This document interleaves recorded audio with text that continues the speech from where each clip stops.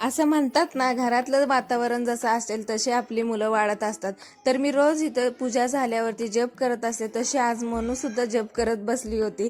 त्यानंतर आता उन्हाळा तर इतका वाढलाय ना, इतकी गरमी होत होती. मी अशी 2 जीवांची आणि मला तर खूप त्रास होत होता गरमीचा. म्हटलं आज काही का असेना कूलर पहिला घेऊन यायचं.